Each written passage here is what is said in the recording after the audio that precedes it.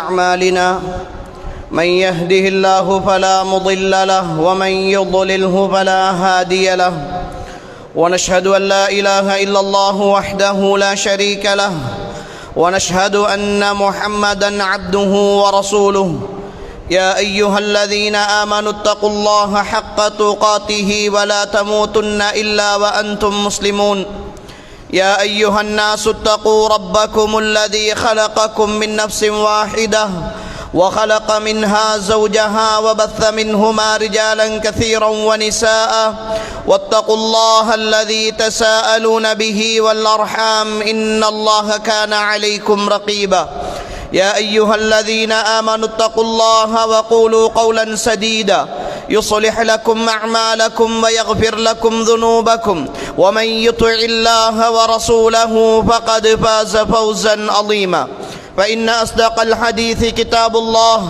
وخير الهدي هدي محمد صلى الله عليه وسلم وشر الأمور محدثاتها فإن كل محدثة بدعة وكل بدعة ضلالة وكل ضلالة في النار أما بعد فقد قال الله تبارك وتعالى في القرآن الكريم بعد أعوذ بالله من الشيطان الرجيم قل للمؤمنين يغضوا من أبصارهم ويحفظوا فروجهم ذلك أزكى لهم إن الله خبير بما يصنعون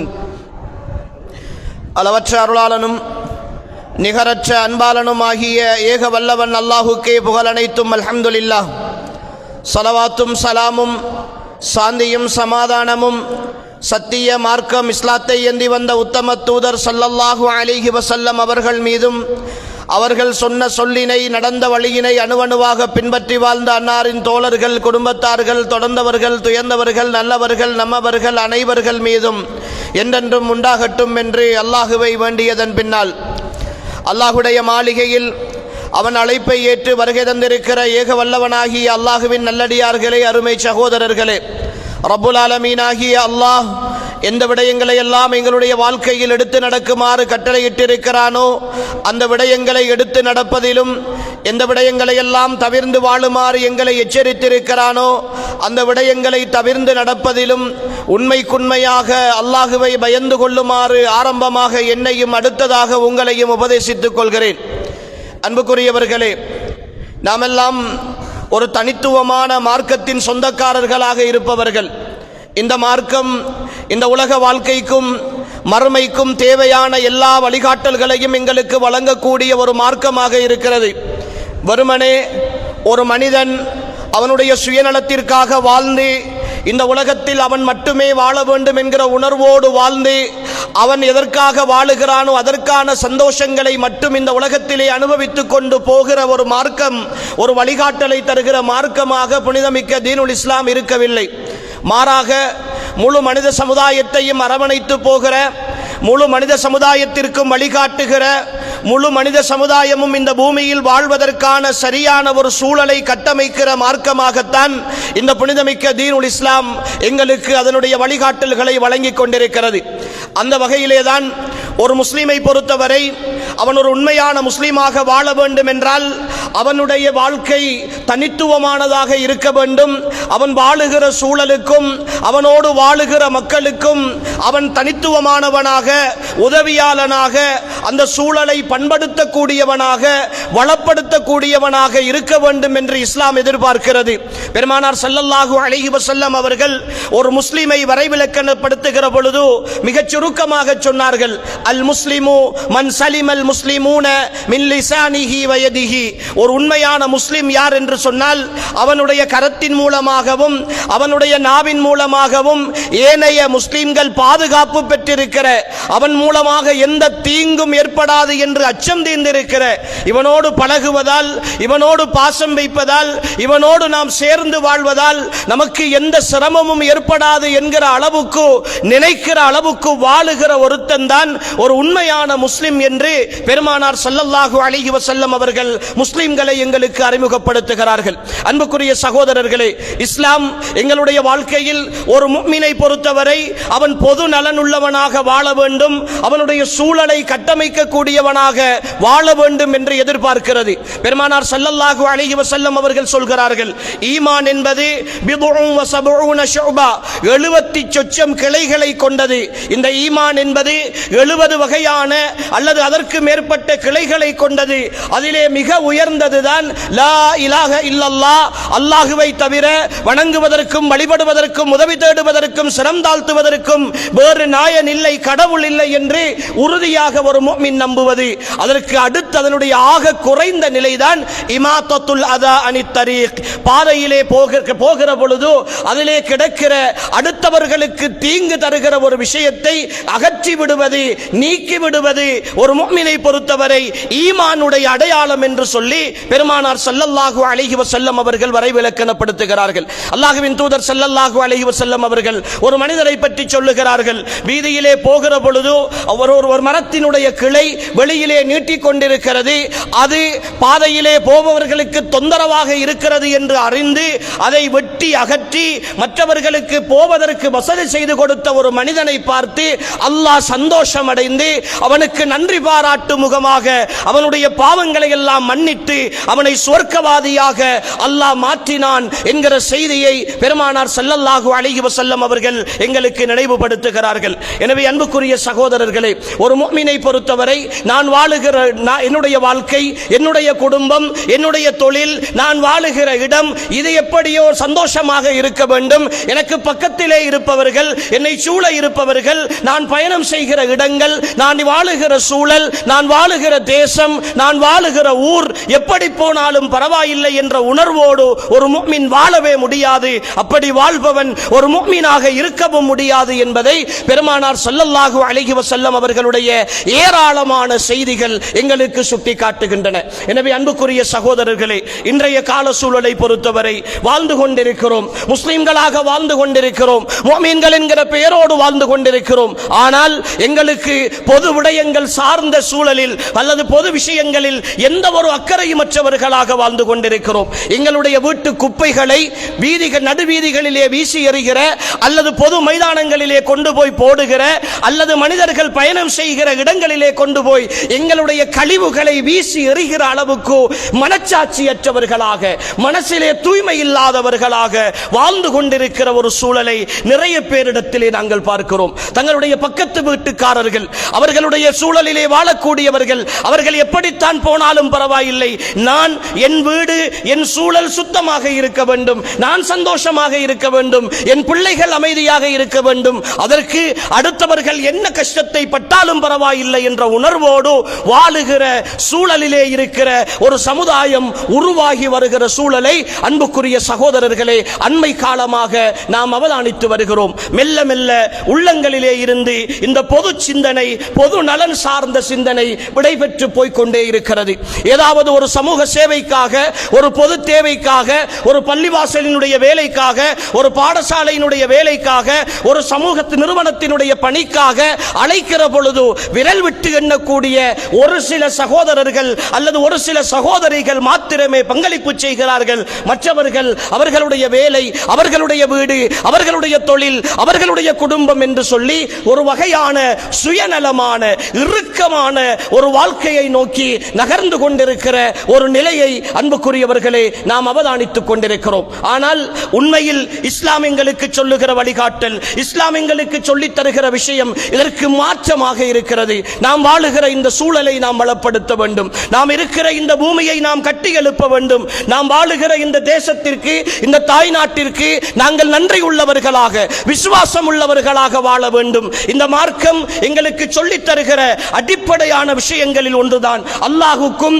அல்லாஹுடைய தூதருக்கும் மாறு செய்யாத, அவர்களுடைய இந்த மார்க்கத்திற்கு நேரடி முரண்படாத விஷயங்களில் ஒரு நாட்டினுடைய சட்டதிட்டங்களுக்கு நாம் கட்டுப்பட்டு நடத்தல் என்பது ஒரு முஃமினை பொறுத்தவரை அவன் வாழுகிற சூழலில் மிக கட்டாயமான, மிக அவசியமான ஒரு விஷயமாக இருக்கிறது என்பதை நாம் அல்லாஹ்வின் தூதர் ஸல்லல்லாஹு அலைஹி வஸல்லம் அவர்களுடைய வாழ்க்கையில் இருந்து நாம் புரிந்து கொள்கிறோம். அல்லாஹ்வின் தூதர் ஸல்லல்லாஹு அலைஹி வஸல்லம் அவர்கள் தன்னுடைய மக்கா கால வாழ்க்கையை அப்படித்தான் கட்டமைத்தார்கள். தான் வாழ்ந்த சூழலில் தனக்குரிய மக்களுக்கு என்னென்ன பயன்கள் இருக்கிறதோ அவற்றை வளப்படுத்துகிற முயற்சியில் ரசூலுல்லாஹ் ஈடுபட்டார்கள். மதீனாவில் ஒரு இஸ்லாமிய அரசை பெருமானார் ஸல்லல்லாஹு அலைஹி வஸல்லம் அவர்கள் உருவாக்கியதற்கு பின்னால் வெறுமனே தான் ஆட்சி செய்கிற சூழல், தன்னுடைய நாடு அல்லது தன்னுடைய சூழல் என்பதை மட்டும் மஸ்ஜிது நபவியினுடைய சூழலுக்குள் ரசூலுல்லாஹ் சுருக்கிக் கொள்ளாமல் மதீனா நகரத்தின் வளங்களை வளப்படுத்துவதிலும் அதனை வளர்ச்சியடைய செய்வதிலும் அபிவிருத்தி அடைய செய்வதிலும் அல்லாஹ்வின் தூதர் ஸல்லல்லாஹு அலைஹி வஸல்லம் அவர்கள் அபரிமிதமான ஆர்வத்தை காட்டினார்கள் என்பதை நாம் நிறைய செய்திகளில் பார்க்கிறோம். அல்லாஹு தஆலா அவனுடைய திருமறையில் மிக தெளிவாக இந்த விஷயங்களை சொல்லுகிறார். இன்னல்லாஹ யஅமுருக்கும் அன் துஅத்துல் அமானாத்தி இலா அஹ்லிஹா.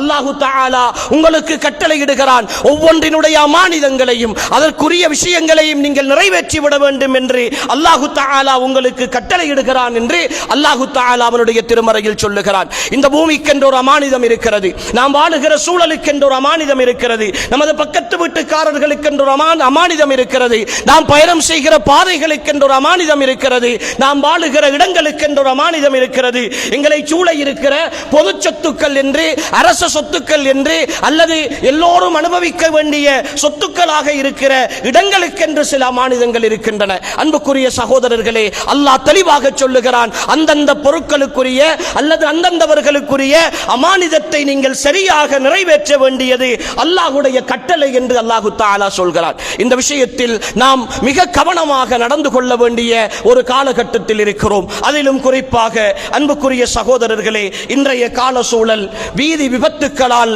நிறைந்து போயிருக்கிற ஒரு கால சூழல். விபத்துக்களால் ஏற்படுகிற மரணங்கள் அதிகரித்துக் கொண்டிருக்கிற, அதனால் ஏற்படுகிற இழப்புகளும் அது பற்றிய தகவல்களும் நாளாந்தம் வந்து கொண்டிருக்கிற சூழலில் தான் இஸ்லாம் எங்களுக்கு இந்த வீதி ஒழுங்குகளை பற்றியும், நாம் இதிலே பயணம் செய்ய வேண்டிய விஷயங்களை பற்றியும், இதிலே பொதுவாக கவனிக்க வேண்டிய தகவல்களை பற்றியும் எங்களுக்கு மிக தெளிவாக பேசுகிறது. அல்லாஹ்வின் தூதர் ஸல்லல்லாஹு அலைஹி வஸல்லம் அவர்கள் ஒருமுறை பாதையிலே வந்து கொண்டிருக்கிறார்கள். சில சஹாபாக்கள் ஓரிடத்திலே உட்கார்ந்து பேசிக் கொண்டிருக்கிறார்கள். அல்லாஹ்வின் தூதர் ஸல்லல்லாஹு அலைஹி வஸல்லம் அவர்கள் கேட்கிறார்கள், நீங்கள் ஏன் இந்த இடத்திலே உட்கார்ந்து பேசிக் கொண்டிருக்கிறீர்கள்? ஏன் பாதையை வழிமறித்து நீங்கள் பேசிக் கொண்டிருக்கிறீர்கள்? நீங்கள் கலைந்து செல்லுங்கள் என்று சொன்ன பொழுது, யா ரசூலல்லாஹ், எங்களுக்கு அவசியமான சில விஷயங்களை பற்றி, எங்களுடைய வியாபாரங்களை பற்றி, எங்களுடைய கொடுக்கல் வாங்கல்களை பற்றி நாங்கள் இந்த இடத்திலே இருந்து பேசிக் கொண்டிருக்கிறோம் என்று சொன்ன பொழுது அல்லாஹ்வின் தூதர் ஸல்லல்லாஹு அலைஹி வஸல்லம் அவர்கள் சொல்கிறார்கள், அப்படியானால் நீங்கள் பாதைகளுக்குரிய ஹக்குகளை, அதற்குரிய உரிமைகளை நீங்கள் கொடுத்து விடுங்கள் என்று சொல்கிறார்கள். யா ரசூலல்லாஹ், வமா ஹக்கு தரீக் யா ரசூலல்லாஹ், பாதைகளுக்குரிய உரிமைகள் என்றால் என்ன யா ரசூலல்லாஹ் என்று சஹாபாக்கள் கேட்ட பொழுது அல்லாஹ்வின் தூதர் ஸல்லல்லாஹு அலைஹி வஸல்லம் அவர்கள் சொல்கிறார்கள், கல்லுல் பஸர், நீங்கள் பார்வைகளை தாழ்த்திக் கொள்வது. வீதிகளால் நடமாடுகிற பொழுது, போகிற பொழுது வீதியினுடைய சூழல் எல்லோருக்கும் பொதுவானது. ஆண்கள் வருவார்கள், பெண்கள் வருவார்கள், பெண்கள் அவர்களுடைய தேவைகளை நிறைவேற்றுவதற்காக வருவார்கள், படிக்கப் போகின்ற மாணவிகள் வருவார்கள், வேலைக்கு போகின்ற பெண்கள் வருவார்கள், திருமண வீடுகளுக்கு நிகழ்வுகளுக்கு போகிறவர்கள் வருவார்கள். ஒவ்வொரு சூழலிலே உள்ளவர்கள், ஒவ்வொரு தோற்றத்திலே உள்ளவர்கள், ஒவ்வொரு அலங்காரங்களோடு வருவார்கள். ஷைத்தானுடைய அம்புகளாக கூட, ஷைத்தானுடைய தூதுவர்களாக கூட உங்களை நோக்கி அந்த வீதிகளிலே பாவங்கள் வரும். எனவேதான் கல்லுல் பஸர், பாவங்களை, பார்வைகளை தாழ்த்திக் கொள்ளுதல் இந்த பண்பாடு, பாதைகளுக்கு கொடுக்க வேண்டிய உரிமை என்று சொல்கிறார்கள் ரசூல் ஸல்லல்லாஹு அலைஹி வஸல்லம். அன்புக்குரிய சகோதரர்களே, அன்புக்குரிய வாலிபர்களே, இன்றைய கால சூழலில் ஒவ்வொரு சந்திகளாக, ஒவ்வொரு பாடசாலைகள் கலைந்து வருகிற இடங்களில், பகுதி நேர வகுப்புகள் கலைந்து வருகிற இடங்களில், எங்களுடைய வாலிப பெண்கள், யுவதிகள் நடந்து வருகிற பாதைகளில் கூடி நின்று அவர்களை நக்கலடித்து, நையாண்டி பண்ணி, அவர்களுடைய சுயமரியாதையில் கை வைத்து, இன்னும் கொஞ்சம் தாண்டி போய் அவர்களை பாலியல் ரீதியான சேஷ்டைகள் செய்து அலங்கோலமாக நடந்து கொள்கிற, வீதிகளிலே நடந்து வருபவர்களுக்கு அச்சுறுத்தலாக, கல்வி கற்க வேண்டும் என்கிற அல்லது ஏதோ ஒரு தேவையை நிறைவேற்ற வேண்டும் என்கிற ஒரு ஆசையோடு விருப்பத்தோடு வெளியிலே வருபவர்களை பயமுறுத்துகிற நிலையில் நடந்து கொள்கிற வாலிபர்களை நாங்கள் பார்க்கிறோம். அல்லாஹ்வின் தூதர் ஸல்லல்லாஹு அலைஹி வஸல்லம் வீதிகளிலே போகிற பொழுது முடியுமான அளவுக்கு எங்களுடைய பார்வைகள் பாவங்களை பார்த்துவிடக் கூடாது என்பதற்காக கல்லுல் பஸர் பார்வைகளை தாழ்த்திக் கொள்ளுதல் வீதிகளுக்குரிய ஹக்கு என்று சொல்கிறார்கள் ரசூலுல்லாஹ். இரண்டாவதாக சொல்லுகிறார்கள் குஃபுல் அதா, உங்களுடைய பாதைகளிலே இருக்கின்ற அடுத்தவர்களுக்கு தொந்தரவு செய்யாமல் நடந்து கொள்வது. அன்புக்குரிய சகோதரர்களே, இதை நாம் பல விஷயங்களிலே பார்க்க முடியும். இன்றைய கால சூழலில் நிறைய கட்டட வேலைகள் நடக்கின்றன, வீடுகள் கட்டுகிறார்கள், நிறைய வேலைகள் நடக்கின்றன. நல்ல விஷயம், அதெல்லாம் கூடாது என்பதல்ல. எமது பிரதேசத்தை பொறுத்தவரை எமது பிரதேசத்தினுடைய வீதிகள் எல்லாம் எங்களுக்கு தெரியும். சில வீதிகள் ஒரு வாகனம் போனால் இன்னும் ஒரு வாகனம் வருகிற வரைக்கும் காத்திருந்து தான் கடந்து போக வேண்டிய சிறிய வீதிகளாக இருக்கின்றன. பெரிய வீதிகளாக இருந்தாலும் கூட அவைகள் சரியாக செப்பனிடப்படாத வீதிகளாக இருக்கிற சூழலில் இந்த கட்டட வேலைகள் செய்கின்ற சகோதரர்கள் சகோதரிகள் அவர்களுடைய வீட்டுக்குரிய கற்கள் மண்களை எல்லாம் அள்ளிக்கொண்டு போய் நடுவீதியிலே கொட்டி விடுகிறார்கள். கொட்டுவதற்கு வேறு இடம் இல்லாமல் இருக்கலாம், ஆனால் அதற்குரிய மாற்று ஏற்பாடு அந்த வீதியில் வருபவர்களுக்கு தொந்தரவு செய்யாமல் அதை அகற்றி விடுவதற்குரிய அல்லது அதை அள்ளி எடுப்பதற்குரிய ஏதாவது ஒரு மாற்று ஏற்பாட்டை பற்றி மிக அவசரமாக யோசிக்க வேண்டும். சில வீதிகளில் போனால் மாதக்கணக்கிலே அந்த கற்களும் மண்களும் அப்படியே கிடக்கின்றன. அப்படியே அது சரிந்து போய் வீதியோடு வீதியாக மாறி போய் அல்லது அப்படியே சரிந்து போய் இருக்கிற கான்களை எல்லாம் மூடிவிடுகிற அளவுக்கு ஒரு மழைக்காலம் வந்துவிட்டால் தண்ணீர் தேங்கி நின்று இன்னும் ஒரு பிரச்சனையை ஏற்படுத்துகிற அளவுக்கு கவனஈனமாக இருக்கிற பல சகோதரர்களை பார்க்கிறோம். அது பற்றி பேச போனால் அதை ஒரு பிரச்சனையாக பார்க்கிறார்கள், அதை ஒரு சிக்கலாக பார்க்கிறார்கள். நாங்கள் எங்கு போடுவது என்று கேட்கிறார்கள். அன்புக்குரியவர்களே, அல்லாஹ்வுடைய தூதர் ஸல்லல்லாஹு அலைஹி வஸல்லம் வீதிகளுக்கு உரிமை என்று சொல்லுகிறார்கள். அடுத்தவர்களுக்கு தொந்தரவு தராமல் இந்த விஷயங்களை அகற்றி விடுவது வீதிகளுக்கு செய்ய வேண்டிய உரிமைகளில் ஹக்குகளில் ஒன்று என்று சொல்லுகிறார்கள். இதை செய்யக்கூடிய சகோதரர்கள் இங்கிருப்பவர்களிடத்தில் கேள்வி கேட்கலாம், சண்டைக்கு போகலாம், பக்கத்து வீட்டுக்காரர்கள் அல்லது அந்த வீதியை பயன்படுத்துபவர்கள் கேள்வி கேட்கிற பொழுது எதிர்த்து நிற்கலாம். ஆனால் அல்லாஹ்வுடைய சன்னிதானத்தில் ஒவ்வொருத்தரும் பதில் சொல்லியாக வேண்டும் என்கிற விஷயத்தை புரிந்து கொள்ள வேண்டும். எங்கள் அதற்கான மாற்று ஏற்பாடுகள் செய்ய வேண்டும். அவசரமாக கல்லையோ மண்ணையோ பறிக்கிற பொழுது அல்லது வேறு ஏதாவது கட்டட பொருட்களை இறக்கிற பொழுது அதை எப்படி வீட்டுக்குள்ளே அல்லது அந்த வளகுக்குள்ளே காணிக்குள்ளே தூக்கி எடுக்கலாம், அதற்குரிய ஏற்பாடுகள் என்ன என்பதை மிக அவசரமாக செய்து விடுவதுதான் அந்த வீதிகளுக்குரிய ஹக்கை சரியாக பேணுதல் என்பதை புரிந்து கொள்ள வேண்டும். இன்னும் ஒரு படி மேலே ஏறி அன்புக்குரியவர்களே, சில வீதிகளில் போக முடியாது, சில சந்திகளில் போக முடியாது. பாடசாலைகள், பொது நிறுவனங்கள், மைதானங்கள் இருக்கிற இடங்களில் எல்லாம் வீட்டு கழிவுகளை எப்படித்தான் மனசு வருகிறதோ தெரியாது சகோதரர்களே, எப்படித்தான் அவர்களுக்கு மனச்சாட்சி உறுத்தாமல் தங்களுடைய வீட்டிலே இருக்கிற குழந்தை பிள்ளைகளுடைய கழிவுகள், பெண்களுடைய கழிவுகள் என்று சொல்லி எல்லாவற்றையும் நடுவீதியிலே கொண்டு போய் யாரும் பார்க்கவில்லை என்கிற பயத்தோடு, யாரும் பார்க்கவில்லை என்கிற உணர்வோடு வீசிவிட்டு போகிறார்கள். அல்லாஹ்வின் தூதர் ஸல்லல்லாஹு அலைஹி வஸல்லம் ஈமானின் அடிப்படை என்று சொன்ன விஷயம் பாதைகளில் தொந்தரவு தருகிற விஷயங்களை அகற்றுவது. அன்புக்குரியவர்களே, என்னுடைய வீட்டு குப்பையை, என்னுடைய வீட்டு அசுத்தத்தை, என்னுடைய வீட்டினுடைய கழிவுகளை நான் பாதையிலே கொண்டு போய் வீசுகின்ற துணிவு எனக்கு ஏற்படுகிறது என்றால் நான் புரிந்து கொள்ள வேண்டும், என்னுடைய ஈமான் பலகீனப்பட்டு போயிருக்கிறது, நான் ஈமான் இல்லாதவனாக இருக்கிறேன். அதன் மூலமாக தொந்தரவு அடைகிற, கஷ்டப்படுகிற ஒவ்வொருவருடைய பாவத்தையும் நான் சுமந்து கொள்கிறேன், அத்தனை பேருடைய பதுவாவுக்கும் நான் காரணமாகிறேன். இதை புரிந்து கொள்ள வேண்டும். வீதிகளிலே வீசி எறிகிற சகோதரர்கள் இதை உணர்ந்து கொள்ள வேண்டும். அதே போன்று அடுத்தவர்களுக்கு தொந்தரவு தரும் முகமாக தங்களுடைய வாகனங்களை நடுவீதிகளிலே நிப்பாட்டி வைக்கிறார்கள்.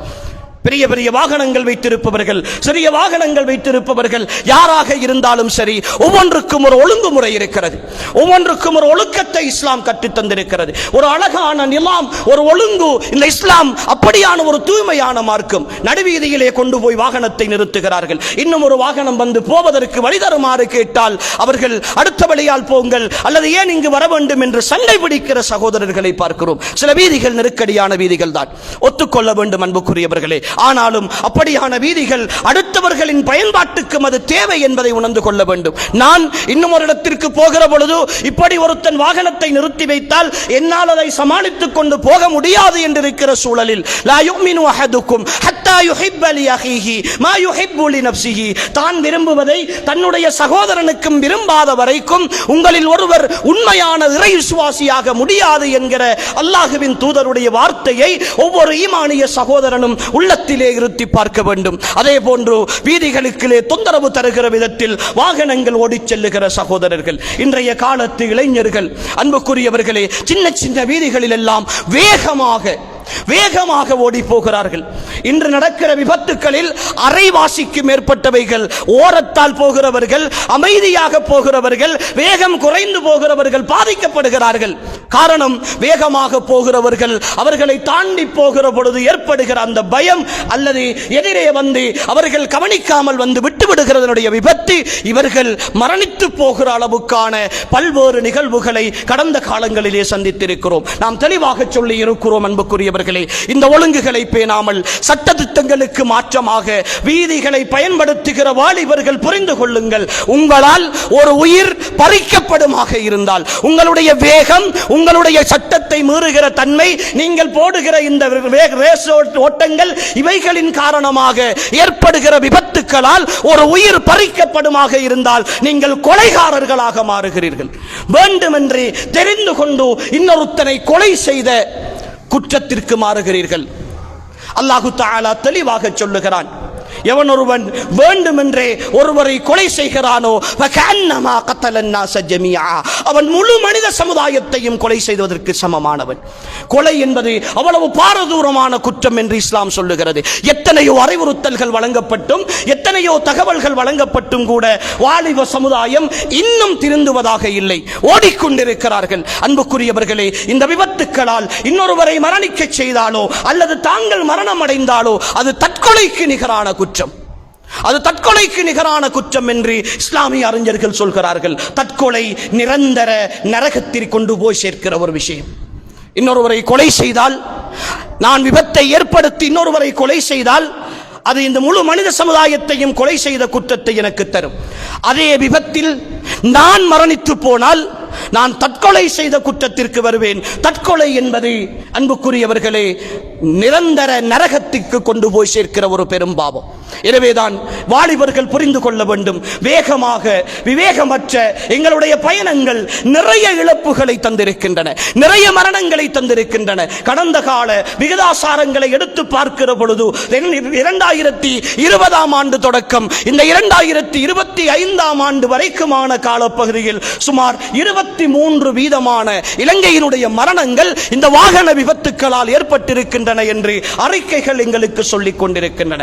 ஏற்படுகிற மரணங்களில் 23% மரணங்கள் இந்த வாகன விபத்துக்களால் ஏற்படுகின்றன என்றால், அன்புக்குரிய சகோதரர்களே, மிக அதிகமானவர்களை இந்த விபத்துக்களால் இழந்து கொண்டிருக்கிறோம். ஆனால் உண்மையில் எதிர்பாராத விபத்துக்கள் சகஜமானவை, அவை அல்லாஹ்வுடைய ஏற்பாடுகள். ஆனால் இது விபத்து வரும் என்று தெரிந்து குறுகிய வீதிகளிலே இதோ இருக்கிற எங்களுடைய MBCS வீதி, இந்த ஓட்டமாவடி, இந்த மீராவோடை பாடசாலை, இந்த வீதி அமைந்திருக்கிற வீதி கிட்டத்தட்ட 2-3 பாடசாலைகள், 7-8 பள்ளி வாயில்கள், நிறைய சமூக நிறுவனங்கள், நிறைய மதரசாக்கள், எல்லா பொதுமக்களும் புழங்குகிற இந்த வீதிகளில், பயன்படுத்துகிற இந்த வீதிகளில் கண்மண் தெரியாமல் வேண்டுமென்றே வேகமாக போகிற பொழுது அவர்களை பார்த்து பதுவா செய்கின்ற சகோதரர்களை நேரடியாக கண்டிருக்கிறோம். இதோ இவன் பிறந்து போகிறவன் போகிறான், ஏன் இப்படி போகிறான், இவன் அழிந்து போகட்டும் என்று நாக்கூசாமல் சொல்லுகிறவர்களை பார்க்க அவ்வளவு வேதனைப்படுகிறார்கள்.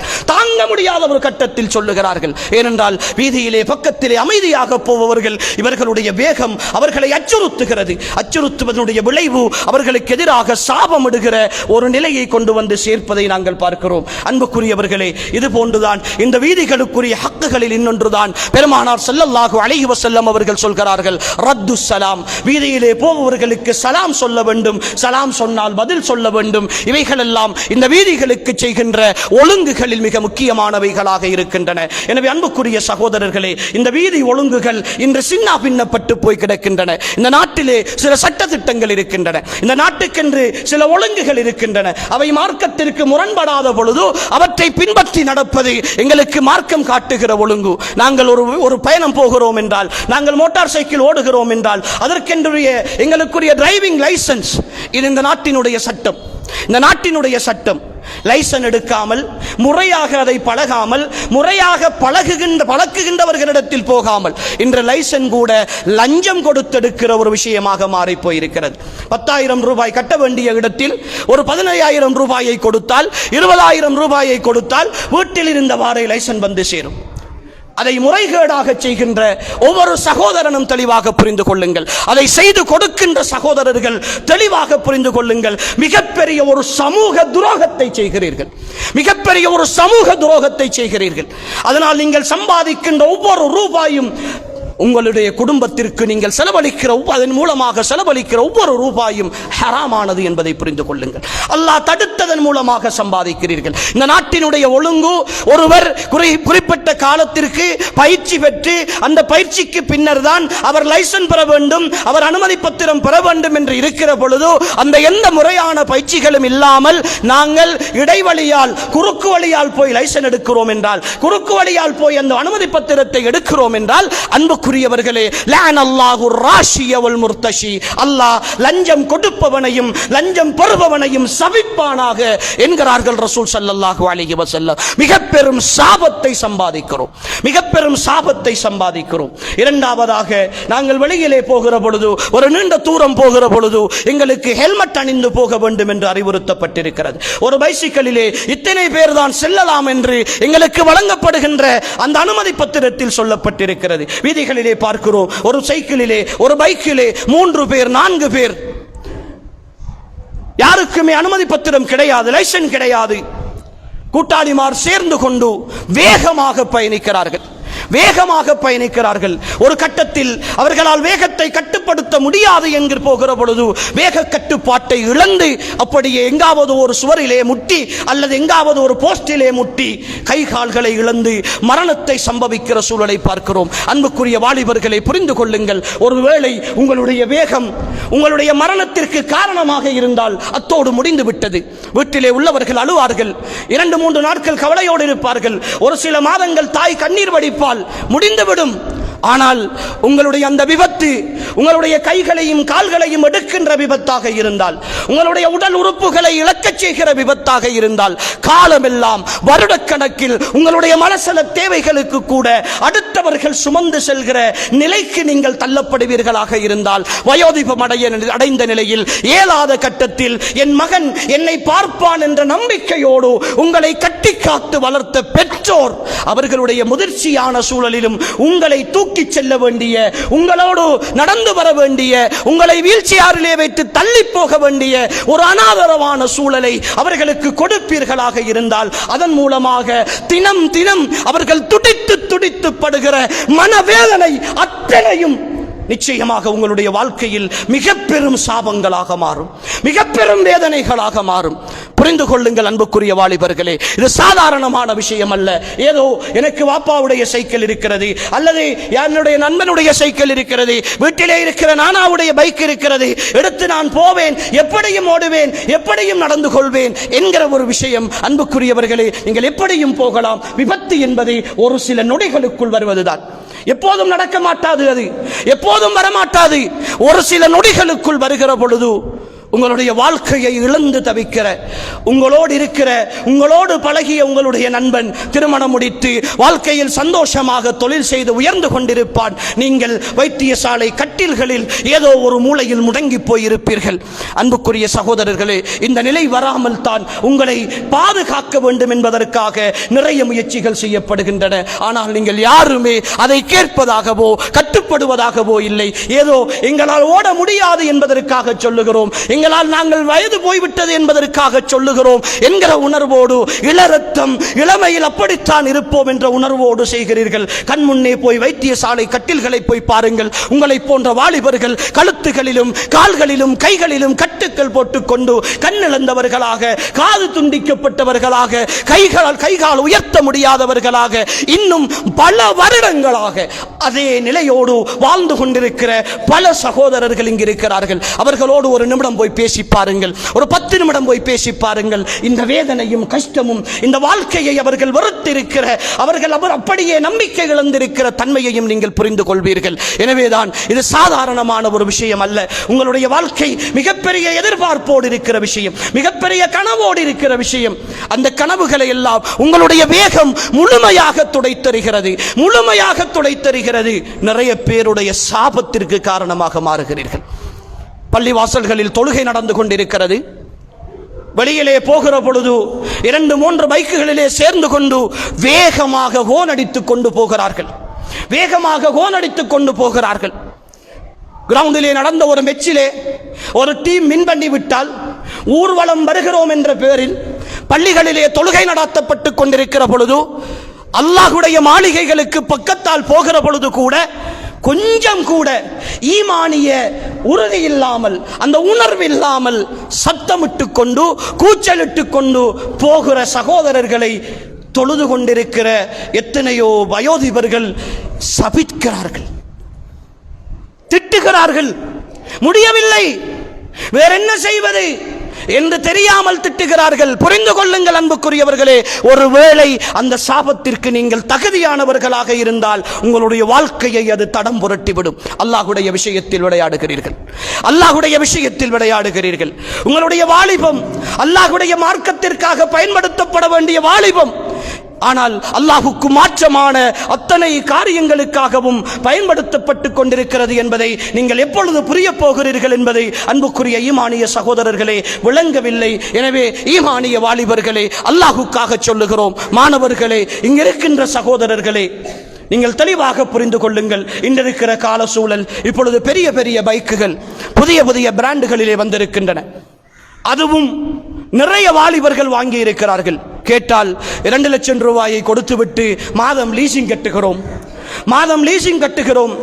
இருக்கிற காசில் ஒரு 5 லட்சம் ரூபாயை கொடுத்துவிட்டு மாதம் நாங்கள் அதற்குரிய காசை கட்டி எடுத்திருக்கிறோம் என்று முழு ஹராத்திலே அல்லாஹ்வுடைய சாபத்தோடு, அல்லாஹ்வின் தூதருடைய சாபத்தோடு, அல்லாஹ்வுக்கும் அல்லாஹ்வுடைய தூதருக்கும் எதிராக யுத்த பிரகடனம் செய்து கொண்டு வட்டி என்ற கொடும் பாவத்திலே இணைந்து கொண்டு இந்த வாலிபர்கள் இந்த வாகனங்களை வாங்கிக் கொள்கிறார்கள், அல்லாஹ் அருள் பாலித்தவர்களை தவிர என்கிற இந்த செய்தியை கேட்கிற பொழுது அன்புக்குரியவர்களே, அந்த வாகனங்களின் வேகங்கள் நிச்சயமாக மிக பெரும் அழிவுக்கு கொண்டு போய் சேர்க்கும் என்பதை புரிந்து கொள்ள வேண்டும், புரிந்து கொள்ள வேண்டும். அன்புக்குரியவர்களே, இந்த வீதிகளில் வர முடியாது. எங்களுக்கு தெரியும், மிக நெருக்கடியான வீதிகள். மகரிபு நேரமாகினால், அசருக்கு பின்னால் உள்ள மகரிபு நேரமாகினால், இஷாவுடைய நேரமாகினால் அந்த வீதிகளில் மிக வேகம் குறைந்து கூட வர முடியாது.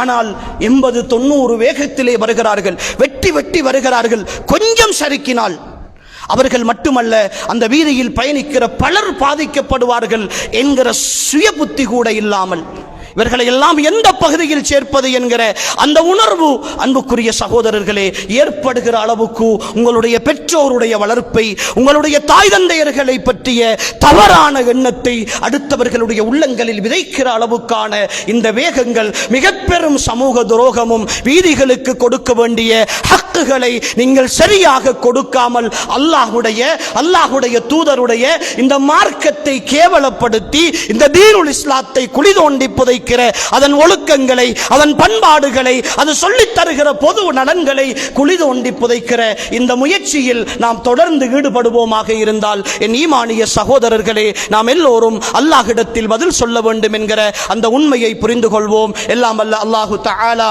என்னையும் உங்களையும் அவனுக்கு கட்டுப்பட்டு நடக்கக்கூடிய உண்மையாளர்கள் கூட்டத்தில் சேர்த்தருள்வானாக. வ ஆகிரு தஅவானா அனில் ஹம்துலில்லாஹி ரப்பில் ஆலமீன்.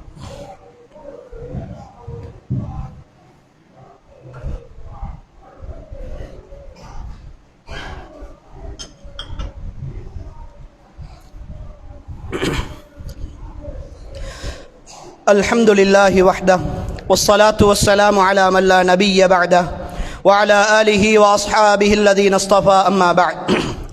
அன்புக்குரிய சகோதரர்களே, இந்த ஒழுங்குகள் மார்க்கம் எங்களுக்கு காட்டித் தருகிற விஷயங்கள் வெறுமனே இந்த நாட்டினுடைய சட்டம் மட்டுமல்ல.